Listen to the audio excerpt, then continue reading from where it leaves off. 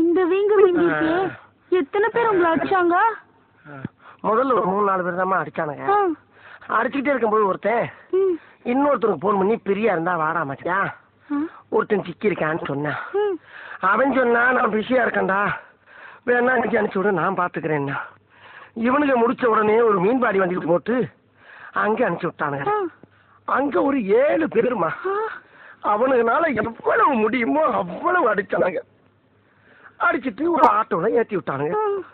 சரி நம்ம வீட்டுக்கு தான் அனுப்புறானுங்களோன்னு நம்பி ஏறி உட்காந்து அது நேர இன்னொருத்தருக்கு மூத்திர சந்துக்கு போச்சு. அந்த மூத்திர சந்துக்குள்ள 11 பேருமா. 3 மணி நேரம் மூச்சு திணற திணற அடிச்சானுங்க.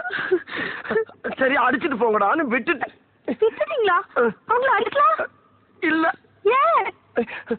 அடிக்கும் போது ஒருத்தன் சொன்னா, எவன் அடிச்சாலும் தாங்குறான்டா, இவன் ரொம்ப நல்லவன் ஒரு வார்த்தை சொல்லிட்டாங்க.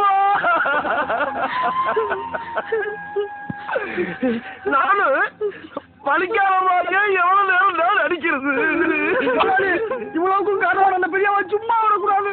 அது மட்டும் இல்ல, தாத்தா சொத்து பேத்திக்குதான் சொந்தம்னு சொல்லிக்கிட்டு தெரியறா.